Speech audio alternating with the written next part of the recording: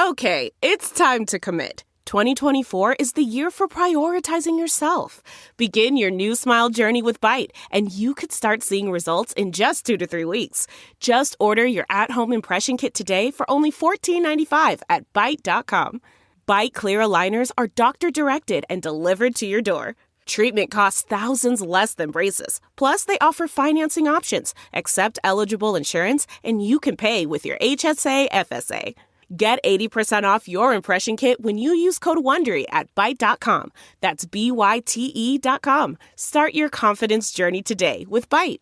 This episode is brought to you by Huggies Little Movers. Huggies knows that babies come in all shapes and sizes, and their tushies do too. Huggies has more curves and outstanding active fit. Parents know that there's nothing worse than an ill-fitting diaper, especially for active, wiggly babies. Huggies Little Movers are curved to fit all curves, so babies feel comfy no matter how much they're moving around. And we all know they're moving around a lot. They also offer 12-hour protection against leaks, which is a game changer. Get your baby's butt into the best fitting diaper. Huggies Little Movers. We got you, baby. Edit audio.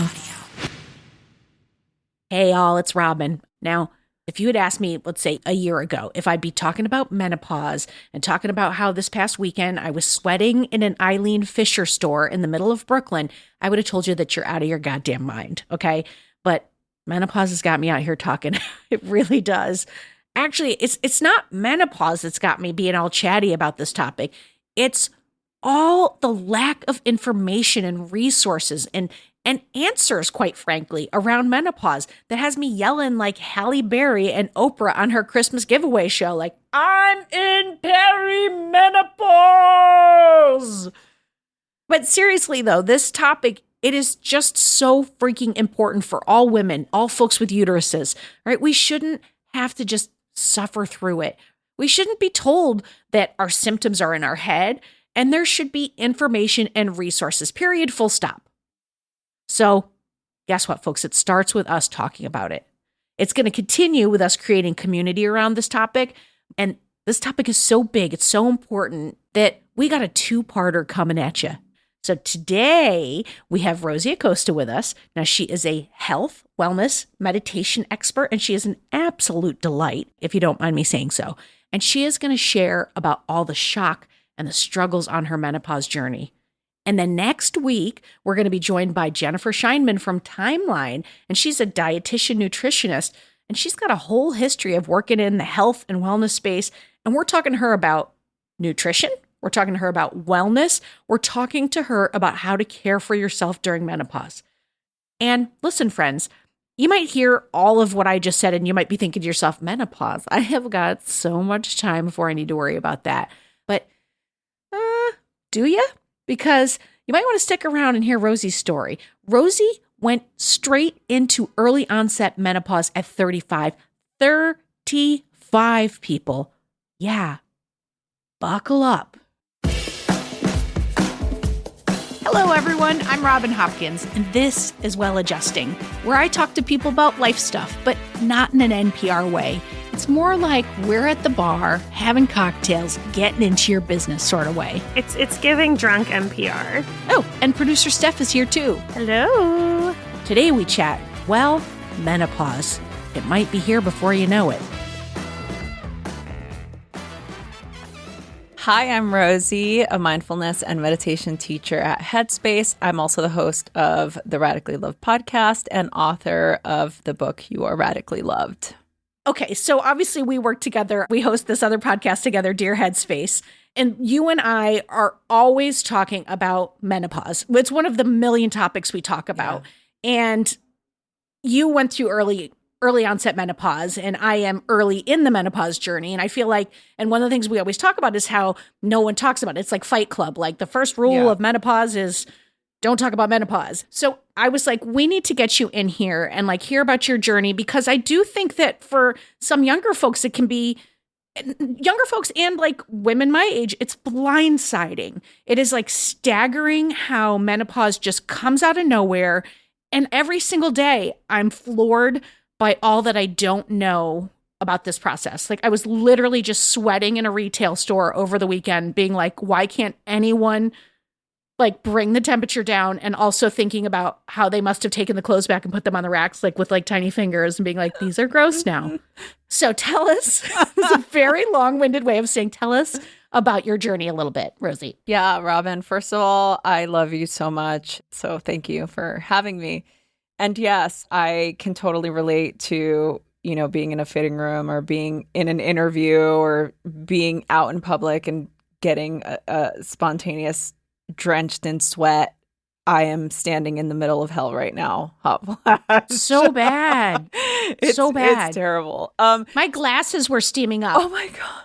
And the thing is, it's like, obviously we can sit here and laugh about it. And, you know, I found my crew of menopausal and perimenopausal women. Since I've talked about it publicly, it's like I'm finding, you know, just a new group of gals that, you know, it's really nice to have that support. And yeah, we can laugh about the hot flashes. We can laugh about all of the symptoms, and it makes you feel a little bit more at ease. But to answer your question, yeah, so my journey kind of started in the midst of a fertility journey, which was a little bit confusing because Tori and I started to try and have a family when I was 35. I went through a couple of miscarriages, and I thought I was just hormonally imbalanced, right? So perimenopause started soon. I mean, right after, I think, my third miscarriage. So I started to have symptoms.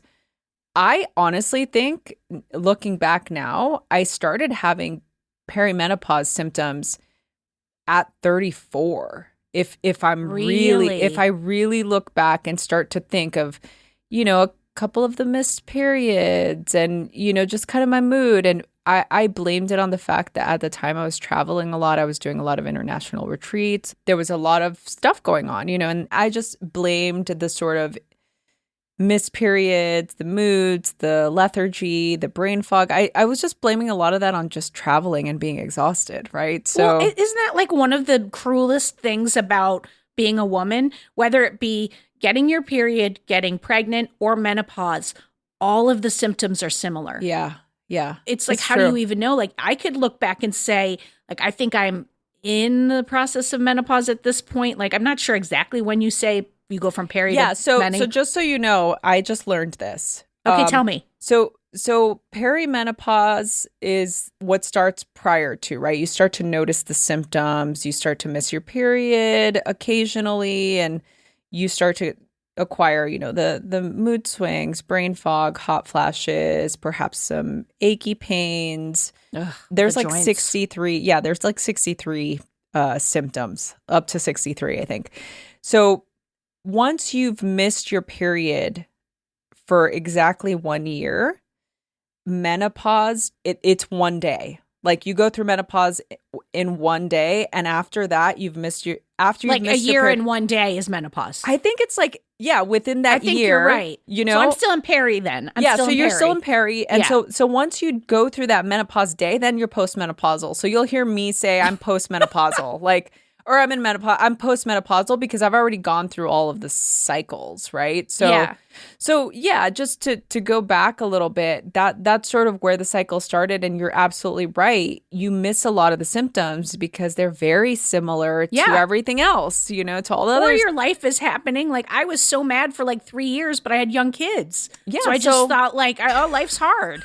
I was like, life's hard. Shut up. Like, she's like, I'm just a mom. I'm just being a mom. Stop being mean to your wife because life's hard. Yeah, like, that's, exactly. You know, well, sorry, that's Mary. the other thing, right? It's like the issues that you go through in your relationships and you don't even know. I mean, I was just blaming it all on the fertility stuff. I'm like, oh, it was the miscarriages and pumping your body with hormones, exactly, all of that. Exactly. Yeah. So it was a lot of navigating that, but it wasn't until like end of 2019, 2020, where I was like, I just was at a place where I couldn't do it anymore. I'm like, I'm done. I need a break. My body needs a break. This needs to stop. And fortunately or unfortunately, there was no going to doctors or clinics anyway, because it was, you know, there was a pandemic and everything shut down. And so what is it you call it? The pandy? The pandy. Yeah, it was the pandy. So the pandy happened. And for me, it was like, it gave me the respite that I needed in order to really reset and assess where I was, how I was feeling. But then, boom, it was like the hot flashes started. And that was my first indication I was really like not just moody. Yeah. Well, and here's the thing, Rob. I'm curious for you, what happened when you experienced the hot flashes, if you noticed it right away, like, this is strange. Well, so my partner's a lady and a little bit older than me, so I knew what it was because of having watched Mary go through it. Okay. Now, like, and this, by the way, you could tell we're both podcasters because I'm going to be like, I'm curious your feelings, Rosie. We're both just going to be asking each other questions, but because I'm curious if you have a family history of it, because my mom has been dead since I was early 30s. I want to say like 33. So I couldn't ask her. And her mom was like a drunk lady who was also dead. So it was like there was no way for me to get like historical, because there is like, if you go through it early, like if your mom goes through it early, there's a chance you could. Like there is a biological component to your menopause journey, correct? Yeah, I think you're. Don't think I'm speaking out of turn. Well, I think you're right, and it would be a fair assessment to make. I think no, there was no history female that I know of. My mom didn't start. She went into perimenopause in her late 40s. So she started later on. And as far as I know, the women in my family, they all started about that same time. So for me, it was, going into perimenopause at 35, 36 and being postmenopausal by the time I turned 40. Wow. It was like, that's really early, you know? Yeah. I think the sort of point that I really want to drive home in this experience is that perimenopause is probably one of the hardest things that women will go through in their entire life. Yeah. I mean, I've said this before, and I'm sure I'll say this many more times, but like the breaking point for me to go see a doctor about hormone replacement therapy was that I was sitting on a bed and I just was sitting there thinking, well, maybe I'm just a depressed person. Yeah. And I was arguing with myself. I was like, no, I used to be fun. And then I was like, well, maybe I just don't know. Like maybe I wasn't. And then I was just like, no, I think like something's not right here. Because it's like, I know I was fun. People told me I was fun. I'm not anymore, but I used to be fun, damn it. Can I ask you a question? You're still fun. You're absolutely fun. I'm fun until about 8:30 p.m. And then the lights are off. Okay, ask the question. Go for it. I'm curious, like what we've talked about hormone replacement therapy, you and I. Yeah. What drove you to finally say, okay, I want to investigate this or I want to try this?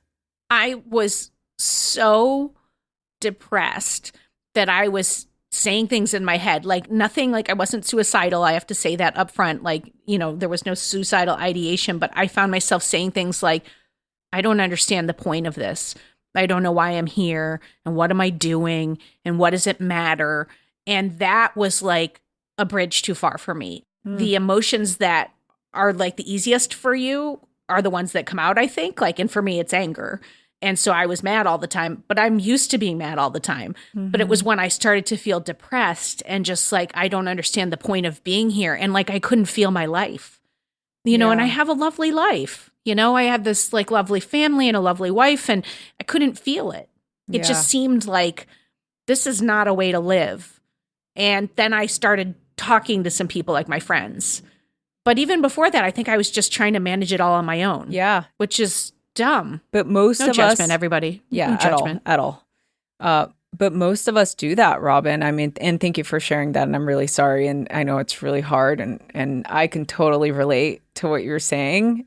It's almost like the thoughts that you're thinking are yours, but they're not your own. Yeah, I felt like, remember that movie? Well, there just was Inside Out too, but Inside Out, like it felt like someone else was driving the ship. Yeah.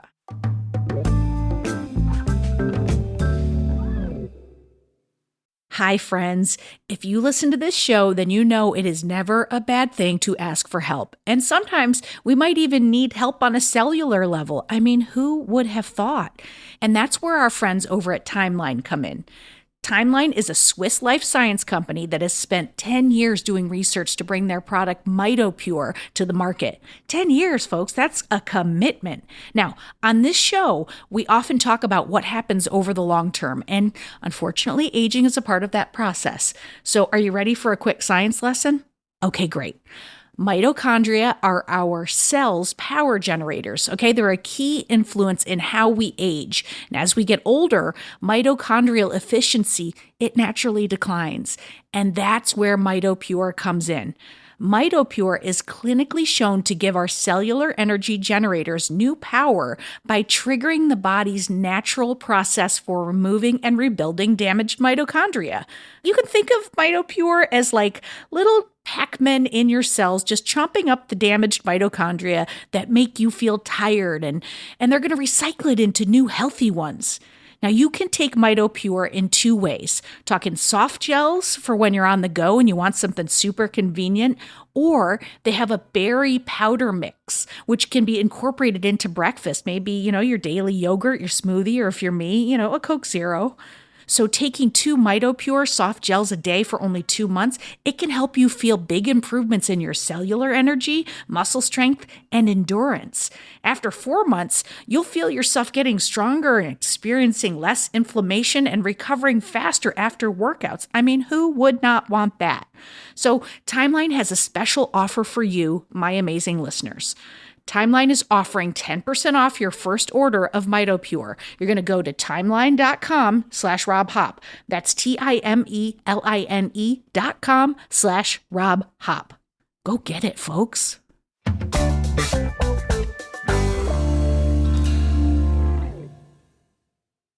Ready to start talking to your kids about financial literacy? Meet Greenlight, the debit card and money app that teaches kids and teens how to earn, save, spend wisely, and invest with your guardrails in place. With Greenlight, you can send instant money transfers, set up chores, automate allowance, and keep an eye on your kids' spending with real-time notifications. Join millions of parents and kids building healthy financial habits together on Greenlight. Get your first month free at greenlight.com/Wondery. That's greenlight.com/Wondery.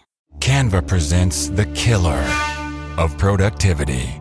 It was an ordinary workday until... Oh no, this meeting, it could have been an email. Run. Canva had a creative solve. Forget email. I'll just put the info the team needs in a Canva doc, and I'll make it visual with images, charts, and graphics. Bring productivity killers to justice with creativity. Love your work at canva.com. I mean, what was it? What was it for you? Like, what was your state that you were feeling? Because I'm aware in your story, you're also grieving the loss or the possible loss of creating a family, which was something that you wanted. So you have like multiple things happening at the same time. Yeah, and everything that you're saying, I'm like, oh, yes. Like some of my lowest moments, I call them moments because I went through so many different moments because it was multi-layered, and there was the grieving of not only having a miscarriage again, but also grieving the fact that I wasn't going to be able to have my own child, and also grieving the fact that, I mean, something as silly as like, I didn't even get to say goodbye to my period. Like, I had no idea that she was leaving. And you know what I'm saying? It was kind of like, she's gone. And oh my goodness. Like I hated you, but I also didn't understand that you would leave me. Exactly. It's a weird thing to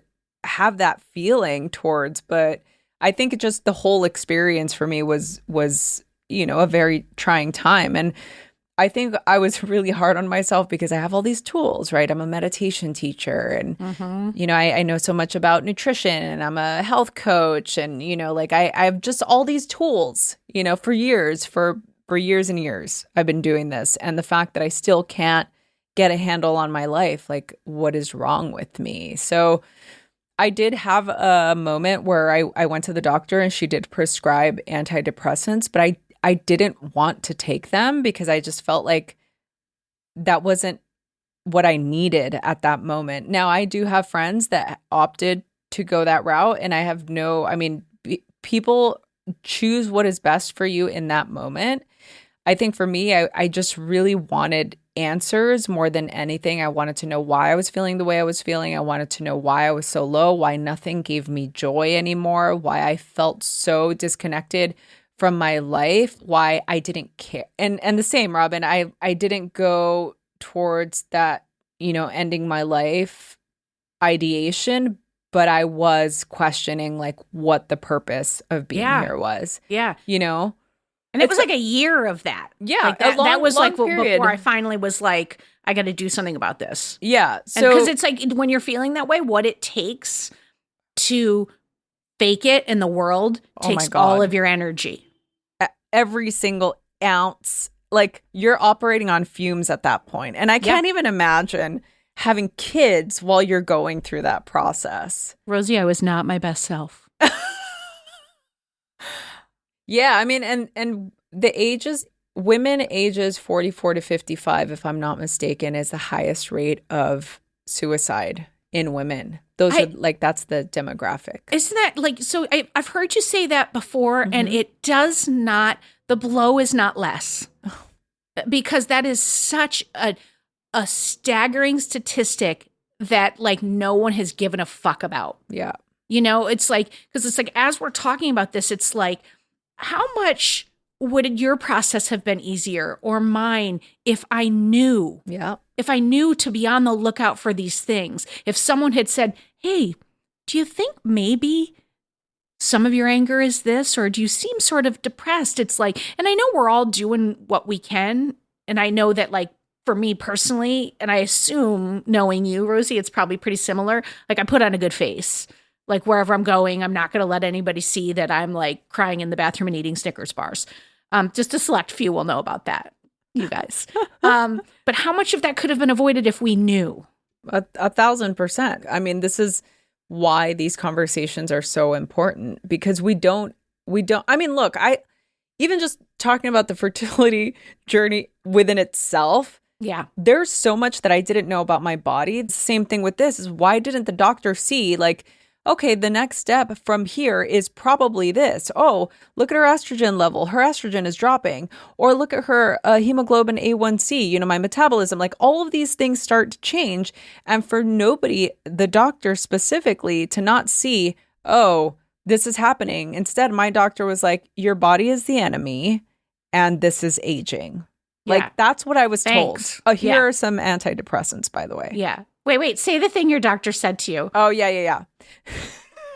It's brilliant. It's Basically, brilliant. You're drying up from the inside. You're drying up from the inside. I could just see your face. I could see your face when the doctor said that. Yeah. But I feel like there's two things in that, right? There's one thing in that we don't have a holistic healthcare system here in the United States. Like you're going to pieces and parts of doctors, and they're trying to see as many patients as possible. And just feels like there's no connection. Yeah. Like nobody's going, oh, I noticed last year you complained about that, or I noticed this drop. They're just like, how do you feel today? And move it along. Yeah. And your chart. Yeah. But then there's this other side of things. And like producer Steph knows me very well and knows that I'm not one to say this. It all feels very sexist because it's like, if you think about our education as women and about our bodies, it's kind of like keep your knees closed or you might accidentally get pregnant. And then at some point you'll stop having your period and it's called menopause. And that's it. There's no like specialty care or like, I think about all the things I've learned about my body along the way about like, oh, a couple nights before I get my period, must be a hormone surging because I have trouble sleeping, or like I feel food cravings, or like none of that kind of stuff is talked about, the cyclicalness of what we go through as women. And it's damaging. Well, here's the thing, Robin, like we are, the minute that we get our period, we are in a cycle. Yeah. That's just the way our operating system works. Like if we look at it from a perspective of, as women, you have female reproductive system, you know, you will be going through cycles every 20 to 30 days, like for the rest of your life, even in menopause, by the way. So you are still like, even for me, I just now follow the moon cycle and I still treat my body because I feel the cycles, you know, I still That's feel. interesting. Yes. I haven't paid any attention to that. Yeah, because for me, it's just helpful in a way of like being able to assess, okay, like this is my dosage for my hormones right now. And I feel really good and I'm in a really good place, but I'm still going through these waves. And if I pay attention, I'm like, I'm in the luteal phase now, so I should be doing this, or I'm in the ovulation phase, so I'm going to be doing that. It puts you in a different perspective of we are just a cyclical sex. Yeah. That is what we are. And if we treat ourselves more from a perspective of we have to go with the ebb and flow, I think it's a lot easier for us to look at our wellness from a holistic standpoint rather than something that's static. Unfortunately, the medical industrial complex is not set up to treat each individual as such. And so they have the parameters of, well, here are the statistics, here's the gauge. According to this gauge, if you test right about in the middle, then you're healthy overall. But looking at it from a bio-individual standpoint, that's not really healthy, right? It's like, I'll give you an example. So my metabolism was one of the things that I was checking because I felt, for me at the time when I was on the hormones that I was put on, I was just put on birth control, which a lot of times doctors will prescribe. But what I've found is that in birth control, if you are in menopause, it is sort of 10 times the amount of estrogen and progesterone that you need from what I've been told. And so that might not work for everybody. And I know for me, I was just having all these issues still. And the issue I was having the most with that was the inflammation and the joint pain. My joints are like off the charts. And this is part. So estrogen directly affects our joints as well. So the less estrogen we're making, the less support those joints have in our heart, in our brain, cognitive function. That's why we have all these symptoms, right? Because estrogen essentially is she's wanting to leave the building, right? So either we find something bioidentical, which a lot of the times they prescribe something like Astrace or estradiol for you to take. And there's a lot of sort of information on that too. And I'm not a doctor. I do have a lot of information, but I don't want to like give people the wrong information. Do the research, ask your doctor. I was just going to say that's going to be the takeaway of this is like we're just pointing out this is a thing, but then you got to do your research. Exactly. And so I know for me, so as estrogen is leaving the building, there's this thing that happens called anthralgia. I know now. What if you speak? So Dr. Vonda Wright, she's a musculoskeletal expert, physical doctor, scientist. She's incredible. I interviewed her a couple weeks ago. I had seen her talk about this before. Anthralgia is a medical term that means joint pain or stiffness, and it can be a symptom of many conditions, right? So what Dr. Vonda Wright was saying to me is that a lot of women in perimenopause and in menopause start to experience this. And I was telling her, I'm like, that is what I had, because I would wake up, Robin, and I'm not kidding, I was in so much pain. Yeah. Like pain where I'm like, I couldn't explain it to Tori, and I didn't want to sound like a fucking wuss, because I'm just like, I'm tough. I'm a tough broad, like I've run marathons before, like I can go. But I would wake up in so much pain that it would make me emotional because I'm just like, I hurt. My body hurts, and I don't want to keep living off of ibuprofen because I was not used to taking stuff. And I'm like, if I'm going to be living off of ibuprofen and Advil and every day I'm taking, these anti-inflammatories because I am just in so much pain, like this is not going to work for me. So the minute that I got on HRT and, we started to kind of regulate that system, the joint pain went away. Yeah. So that to me is a direct correlation to, okay, this was related to the estrogen. Yeah. This was related to my depletion in estrogen. So now I know that. So that's what bothered me the most about the weight gain was not necessarily the weight itself, but it was the pain and the physical discomfort that I was experiencing. And look, Robin, like truth be told, like that fucks with your head in a whole different way, right? Because then it's just like, because then it's like, look, there's nothing wrong with the way I looked before. So I want to be really clear about that. And I've talked about this before. We love her. Like she's great. And she worked and earned all that extra weight. Like get it, girl. Like she lived. She supported you during a rough time. Yeah, she did. And I think that that's really important. But at the same time, what that does to your mental state, I think is the most insidious part. Yes. Because if I'm going into my closet because I have a speaking event or I'm going out to do something and I all of a sudden go into a negative thought pattern and a negative spin, we have a problem, right? Yeah. Because I can't be sitting here advocating for self-love and mindset and being mindful and living a mindful life if I'm sitting in my closet berating myself for not being able to fit into something. I just pictured you in the corner of your closet just crying, holding a sweater that's too small. Yeah, exactly. Well, it's jeans. It's the non-stretchies, you know? It's the non-stretchy stuff that you're damn, like, oh, I can't even lay on the bed and do the like trick, you know? It's like the zipping it up. But yeah, I mean, that I think to me was a real breaking point because in a way, like, I think it's important for us to realize when you are going through perimenopause and menopause, our brain is being depleted from estrogen as well, your heart, your whole body. So it's like your brain is there to like help you, but if it's not functioning and firing on all cylinders, like it can really quickly turn into a non-helpful participant in your journey. You know what I'm saying? There are so many non-helpful participants along this journey.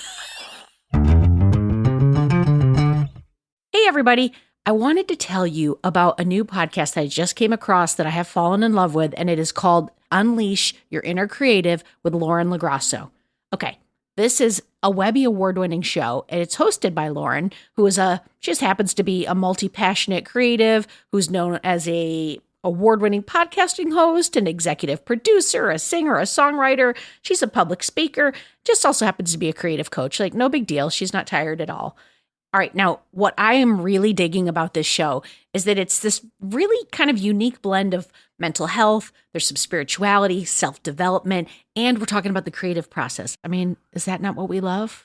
And the show takes a holistic approach to creativity. So it's going to offer you tools to love and trust and know yourself, important, so that you can claim your birthright to creativity and pursuing your dreams. It's so good, y'all. And each week on Unleash Your Inner Creative, Lauren has all kinds of guests like Julia Cameron. Hello, how many times have we heard me talk about The Artist's Way? Julia is the author.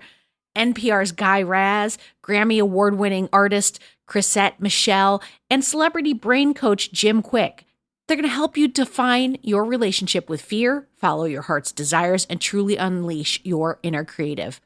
Okay, so for me, obviously, my favorite episode is the one with Julia Cameron, and I highly recommend that you give it a listen. And the beauty is that new episodes of Unleash Your Inner Creative come out every Wednesday, and you can listen to it now on Apple Podcasts, Spotify, or wherever good podcasts are found.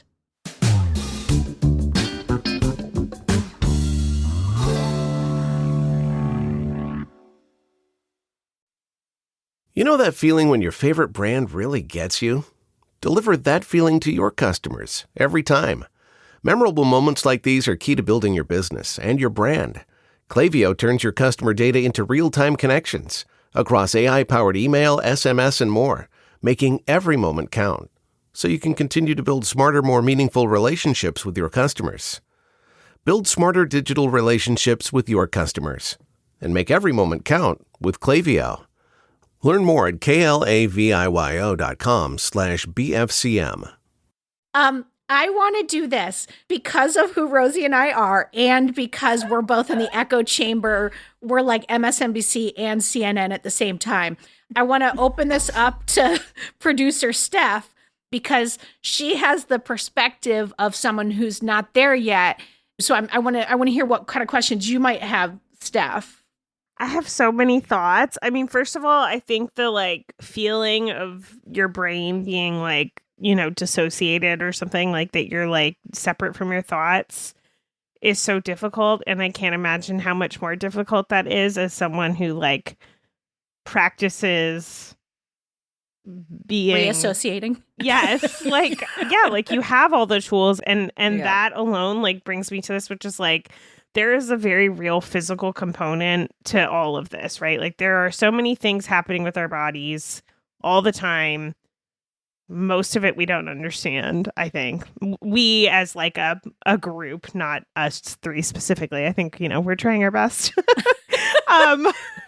Which is like a really real problem. And then there's the whole emotional side of it, which is sort of tiered because there's an emotional side of it that's like the shame, stigma, loneliness, the almost like societally imposed and self-imposed like horrible feelings around it is, I think, the place where we can work as like a society or like a community to help with. Because like, I mean, I was just telling Robin before the call, I'm like, I'm 34. And so now I'm like, I've been having like little inklings for maybe 6 or 8 months where I'm like, that period felt different. And I get like really bad night sweats now, which when I Google, it's like, oh, maybe that's perimenopause. We're perimenopause. Like nodding. And I'm like, okay. And I don't even know, like, really, I have no idea. And I'm a nerd. Like, I am all up on the internet. I have no idea where to even like approach the subject other than to like find a doctor. But then there's this whole other layer where I'm like, I was on birth control until I was 29, 30, and I don't actually know what's happening when I have a period. Like, I had no idea. And so it was really like undoing, like I stopped taking birth control. I had to learn what was actually happening, and I started like tracking my own period. So I understood like sort of like the rhythm Cycles, of my body. But there's like just so many layers of unknowingness that I truly have no idea where to start. And I just keep thinking all the time whenever I have this feeling where I'm like, oh, I don't know where to start, that like I am very privileged in the world. So like, how is everyone else doing this? Like, and I'm like a go-getter and a busybody. I'm like manically researching and like doing all the things. And I don't have like very much shame around talking about things. Like, I'm happy to tell you about like my vagina, my cycle, my whatever you want to know. Like, I have no things about that. And then I'm like, that's rare. So I just like am grateful to both of you for talking about this. But I think there is like a real problem with how societally we're approaching it. Women just went through it, didn't talk about it, and that was their plight. And I think that happened for many, many, many, many years. And I want to say about your point about the layers, about the shame, like I thought a year ago, I would not be doing this because I work in a business like where your face, like what's that whole quote about women in acting? Like they need to be fuckable. And if they're fuckable, like then that you get hired. That's the whole thing. And that was never my jam. Like I was always like, but how about a funny fuckable gal? Like, so it's like, you know, I didn't want to say anything out loud that would age me or date me, or in the same way that I didn't want to say I was gay in the beginning of my career. And it's like I had to become comfortable, and I knew the only way I could do it was to talk about it. And so I wanted to ask you about that. To Steph's point, Rosie, is like, you are a very attractive woman who leads in that way. And I don't think that's you lead as a meditation teacher, but you present in the world in that way. And the age, like there had to be processing that went on around that, because it's like you said, you had to say goodbye to your period. But to a certain extent, like there's also this saying goodbye to being a woman that gets a youth. Youthful, or gets a certain amount of attention, or, you know, it's like all of that is a package too. Yeah, no, it's been a fucking hard to ride. Be a woman, you guys. It's really is. And you know, just say it's hard to have a uterus. Straight up, literally, but also amazing. Let's be honest. Yeah. Steph, I just want to applaud you to share, and I get it.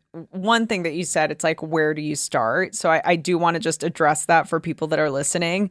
I think it's really important for us to do some research. I think get some blood work done. Get more than one opinion. Don't just trust your regular doctor. I went through 5 different doctors in this process, 5 different ones, until I finally found the one that was giving me answers that I felt aligned with where I was and was finally listening to me.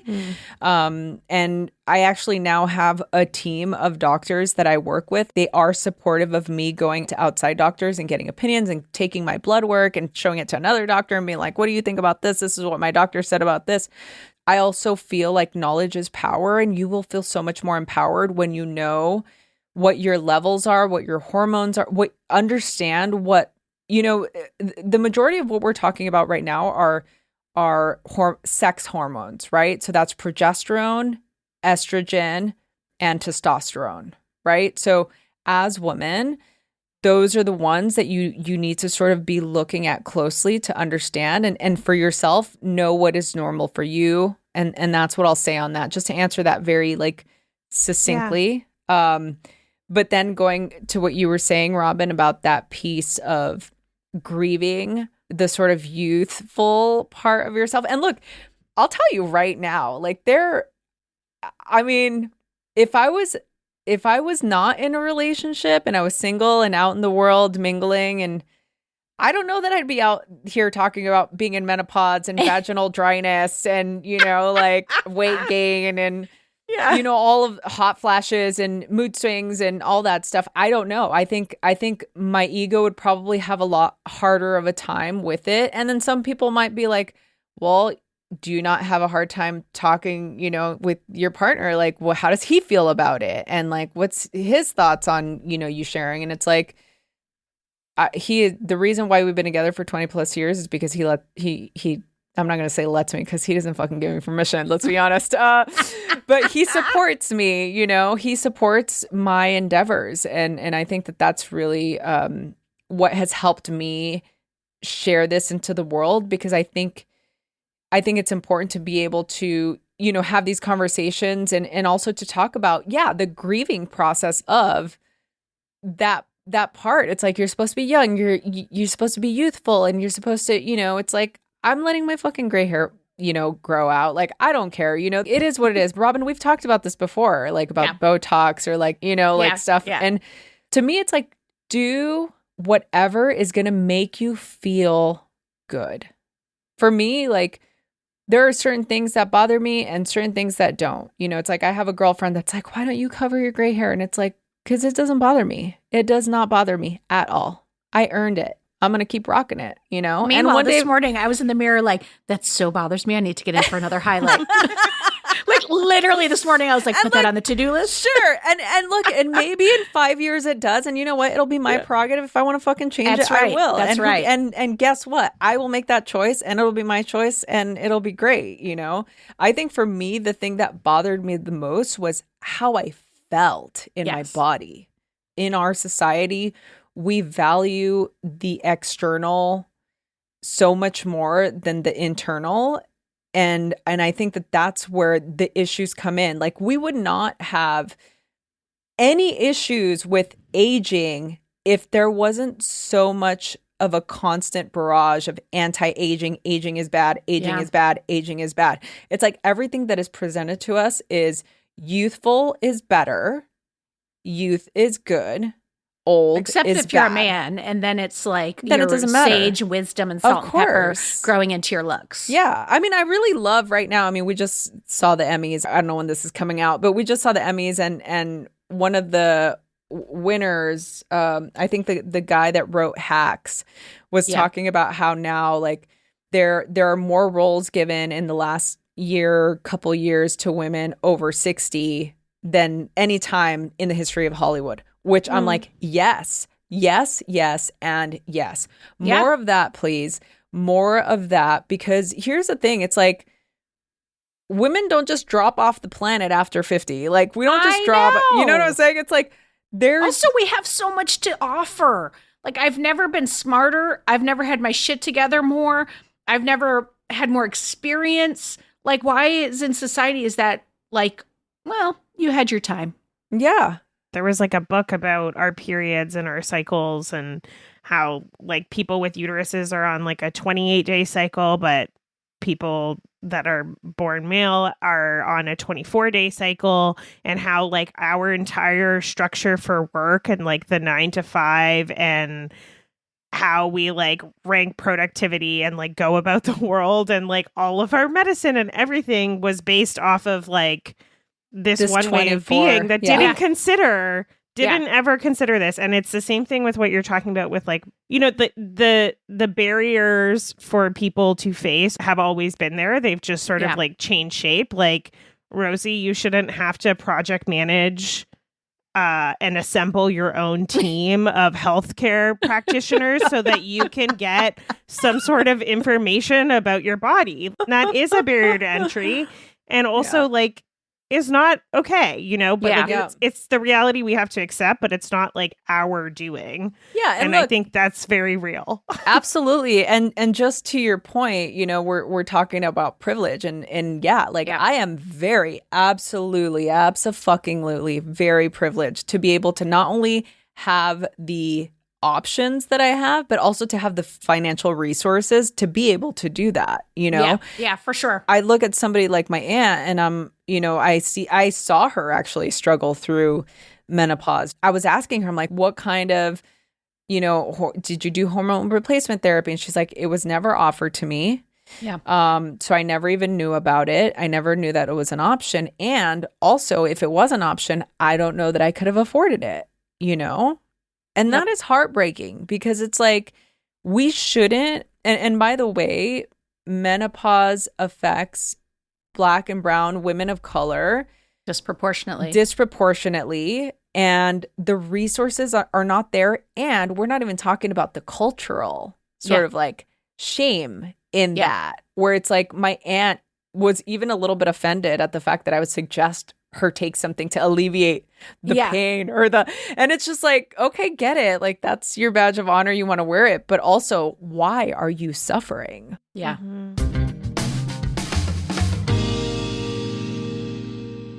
All right. So what I know is that we could talk 16 more hours about this, but just so our listeners don't have to listen to a 16-hour podcast, I'm going to say this. I think we should talk takeaways because a good portion of our audience are younger folks. So let's talk takeaways for what you would tell either to your younger self or a young listener who this is an early introduction to the conversation. I would say get to know your body. You are always going to be your own best advocate. Nobody is going to come save you.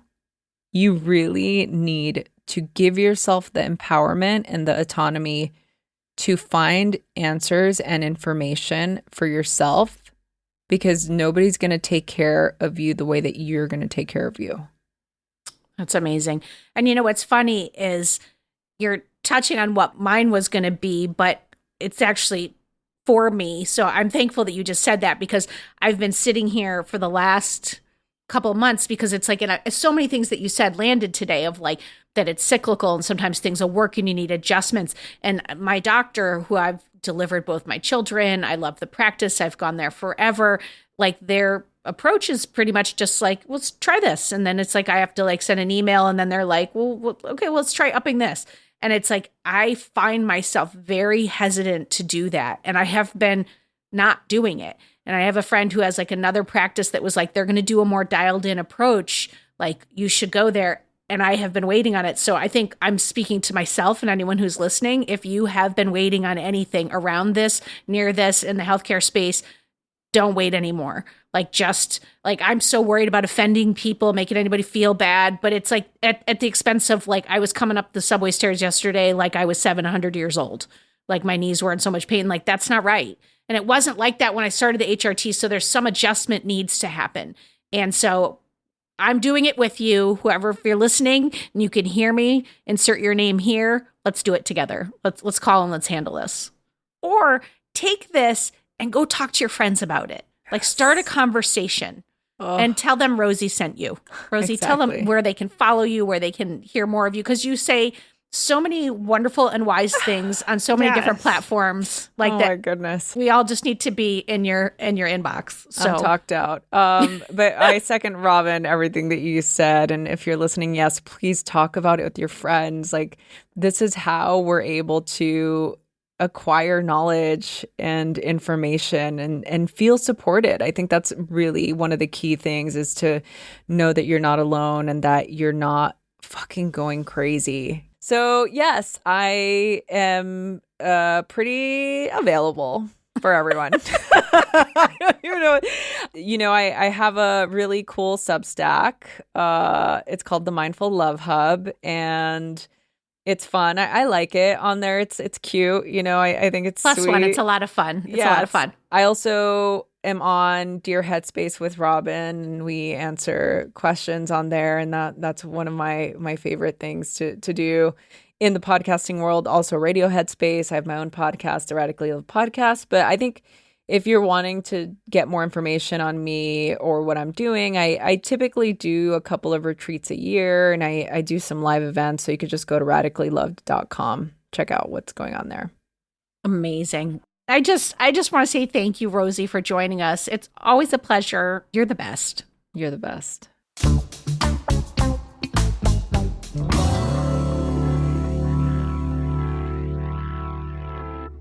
Oh, Rosie, thank you for joining us today and for your openness about this topic.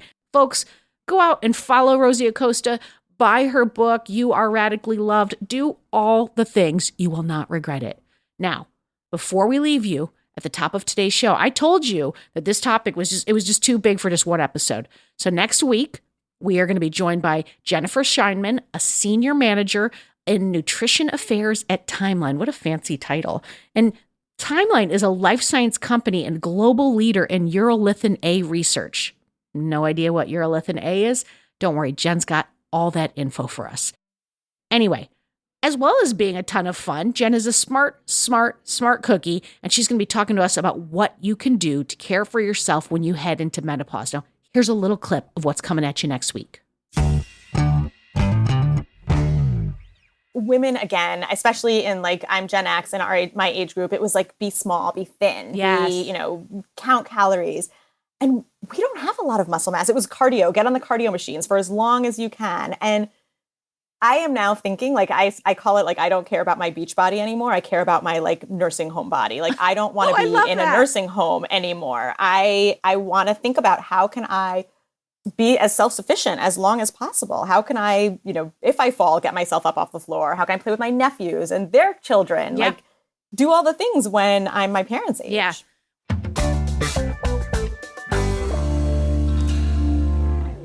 I mean, folks, you can hear from that clip that she's just the kindest and the wisest. Am I right? Come back next week and hear the rest of the story and more sage advice on looking after your body. And while you wait for part 2 to drop, let's all work on talking about this topic. Let's open up with 1 or 10 or 100 folks in your life who are dealing with menopause. If you're young and your mom or your aunt are still with you, ask them about their journey. I mean, first of all, you might feel closer, and they might feel less alone. And as a bonus, menopause journeys tend to be similar in families, so that knowledge might help you know what is to come in your future. So go out there, share this episode, start a conversation, build that community. We're not in this alone, folks. I'll see you next week for part 2.